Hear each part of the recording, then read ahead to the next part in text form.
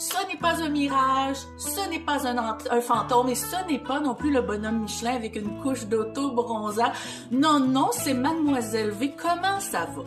Comment ça va, vous autres? En tout cas, moi, je voulais vous dire merci parce que durant la pandémie, vous avez été nombreux à m'écrire, à demander de mes nouvelles, tout simplement. Je voulais vous dire que je ne suis pas morte, ce n'est pas un fantôme. Je suis toujours en pleine santé, mais j'ai arrêté de travailler depuis le mois de février. Je me suis dit que c'était peut-être mieux de même que d'être obligée de magasiner un cercueil. Alors, je suis une des chanceuses qui déclarent leur revenu chaque année, donc heureusement ou malheureusement pour mes amis autour qui payent pour moi, j'ai droit à un peu de PCU ou de, je sais pas, de programmement, relancement d'économie qui me permet d'aller magasiner tous les vendredis chez Walmart. Alléluia!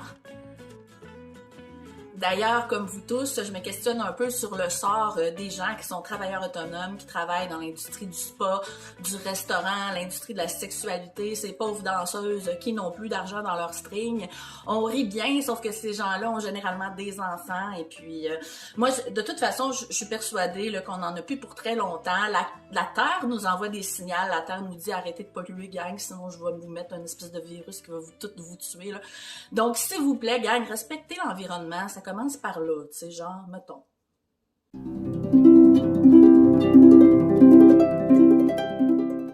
Qu'est-ce que tu fais, Val? Hein? J'économise 250$ pour un blanchiment d'anus. C'est qui le cave? Alors, sortez votre cahier de notes et votre plus beau sourire parce qu'aujourd'hui, on parle de quelque chose qui affecte tous les couples, c'est-à-dire la panne sexuelle.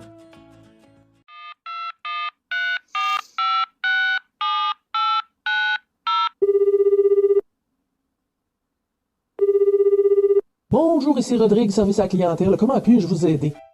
Rodrigue, je suis en panne, moi. OK. Vous êtes madame? Ouais. Suis-tu obligée de vous donner mon nom? Sinon, donnez-moi votre numéro. Oh! Je suis pas encore divorcée, là. Y a rien de sûr encore. Le problème, c'est qu'à chaque fois que j'essaie d'allumer, il se passe rien, pas tout. C'est flat, là. Mais même pas comme une petite lumière ou une petite étincelle. Ouais, ça regarde pas mal comme une batterie, ça. Pas besoin, Rodrigue. Je suis peut-être vieille, là, mais j'ai fait le saut à l'électrique, ça fait longtemps. Oh, ben là, c'est différent, là. Pour un modèle électrique, là, il va falloir que je vous envoie 2 gars sur place. Vous allez donc bien vite, 2 gars. Je l'aime encore, c'est juste que je m'ennuie de sa drive, là, de son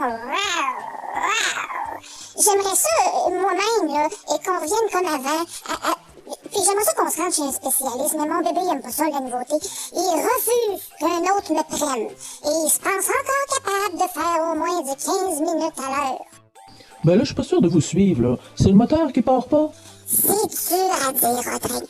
Quand je suis bien assise, là, et que j'essaie de le turn on, là, y a rien. Ou alors, il va me sortir un paquet d'excuses, là. Je vois ça allumer partout, là. Ding, ding, ding, ding, les excuses. Je suis pas certain, là. Ça pourrait être le starter. Ça fait-tu tic-tic-tic? Non. Ça sonne plus comme rien. Ça sonne comme la déception. Ça goûte comme la pizza congelée. Quoi? Je vous demande pardon? Un gros pouet-pouet. C'est négatif, là. C'est bien frais. Mais ça fait pas tic-tic-tic ou toc-toc-toc. Mais non. Pas certain, là. Non pour le tic ou non pour le toc? Non, ça fait pas de tic-tic ou de toc-toc. Donc, ça fait pas de bruit du tout, là. Ben, c'est ça, mon bon Rodrigue. Pas d'orgasme, pas de bruit. Je vous demande pardon, là? Pardon quoi? Et c'est pas de votre faute. Après 42 ans, c'est normal qu'ils rivalisent pas avec les nouveaux modèles. OK, ben c'est normal, ma petite madame, après 42 ans que ça roule plus. Après 300 kilos, là, ça s'encrasse, c'est sûr. Il fait pas 300 kilos quand même, là, mais c'est vrai que la bumper s'est arrondie, là. C'est aussi pour ça que je préfère quand son frère Luc passe me prendre. C'est wouhou! Mais ça, il faut vraiment pas qu'il le sache. On parle encore de votre char ici, là? De quel char? Ben, votre bazou, là, votre tacos. Hey, t'es donc bien vulgaire, toi. On dit pas des tacos, on dit un vagin. Les jeunes, vous devriez utiliser les bons termes. Sinon, ben, on se comprend plus. OK. Je pense qu'on a un terrible malentendu ici. Vous avez dû nous confondre avec un autre service. C'est toi qui m'as mal compris. Je vous appelle, là, comme mon amie Diane me l'a suggéré, parce que mon mari et moi, on baisse plus. Puis en plus, là, vous essayez clairement de me séduire en utilisant un langage de jeune créature urbaine tout à fait inapproprié. Bon, madame, là, je m'excuse. Laisse faire, là, madame! Je m'en vais te faire une belle petite critique sur le gogo. Si je réussis à ouvrir mon ordinateur. Bye! Je suis peut-être une toutoune, mais je suis une Christie de belle toutoune. Donc, c'est quoi une panne sexuelle?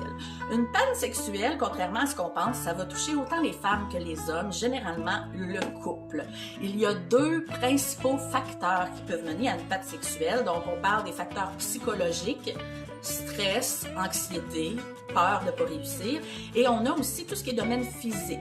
Donc, les lésions, la douleur, la maladie, entre autres.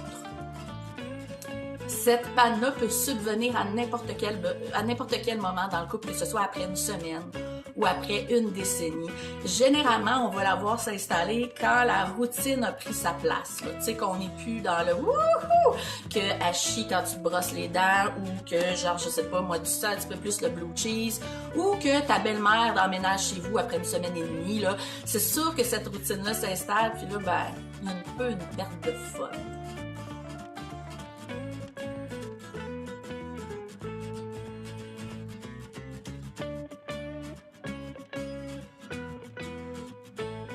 Alors, la routine s'installe, ça devient boring et on met le faute sur l'autre, évidemment. Donc, vient avec le sentiment de vouloir faire souffrir l'autre, littéralement.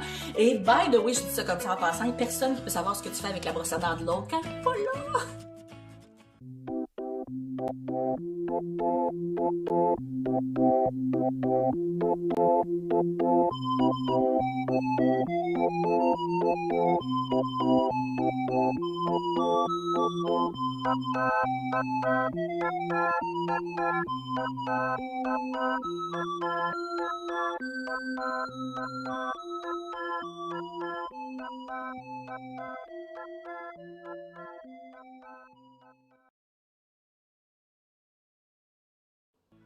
Cela dit, pour la femme, c'est beaucoup plus complexe que pour l'homme. Le besoin chez l'homme est plutôt physique, alors que le besoin chez la femme est plus psychologique, comme vous pourrez voir dans le diagramme super scientifique que voici.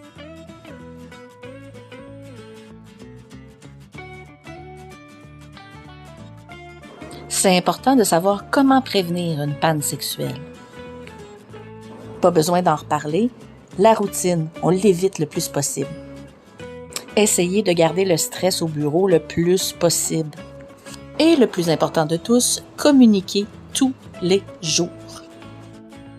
La communication, j'en parle tout le temps, c'est la clé. Il y a différentes façons de s'exprimer, c'est un peu complexe, donc regarde le diagramme suivant et essaie de retenir certaines idées.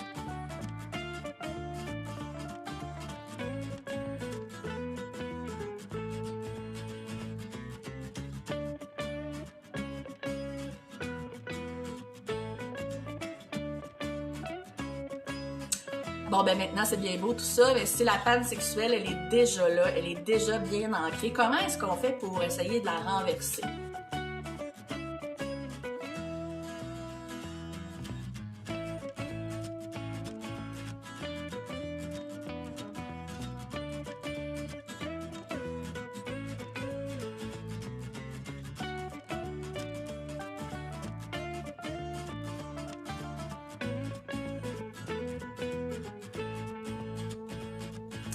Maintenant, s'il n'y a plus grand-chose à faire et que tu as atteint la dernière ressource, il en reste toujours une de cachée au fond qui est celle des professionnels de la sexualité. Donc, n'hésitez pas à consulter un sexologue. Si vous avez besoin, ça peut vous aider au niveau de la communication, au niveau de la base de la sexualité. Vous pouvez aussi aller voir une auxiliaire sexuelle comme moi qui peut vous aider à travailler sur votre communication, mais aussi sur tout ce qui est passionnel et ce qui a rapport avec la relation sexuelle plus en profondeur. Donc, tous ces professionnels-là, ainsi qu'il y a des thérapeutes, strictement des thérapeutes de couple qui vont faire de la thérapie, peuvent vous aider. Donc, il faut pas hésiter à aller chercher ces ressources-là. Bon, ça c'est mes lapins qui descendent. Let's go, gang! Get out! Let's go!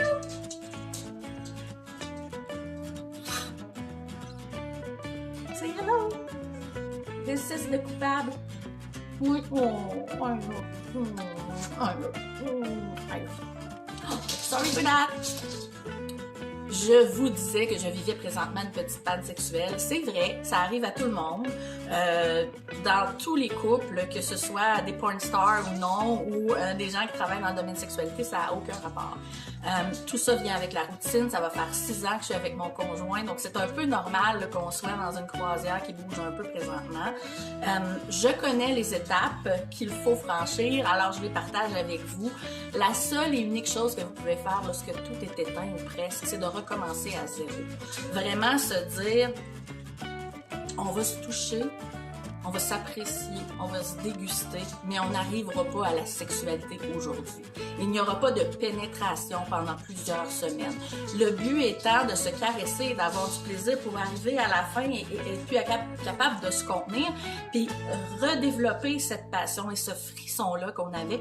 Et si c'est bien fait, ça fonctionne. Alors là-dessus, je vous dis, gardez espoir. C'est le mieux que vous pouvez faire et surtout, ne minimisez pas les efforts.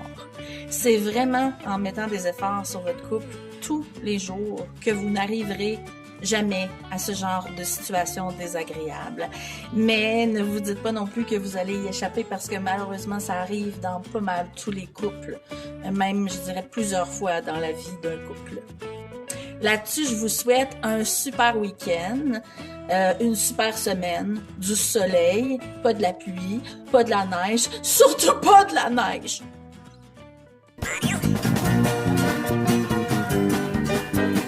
Je suis peut-être une toutoune, mais je suis une Christie de belle toutoune. Un sujet qui rejoint autant les femmes que les hommes.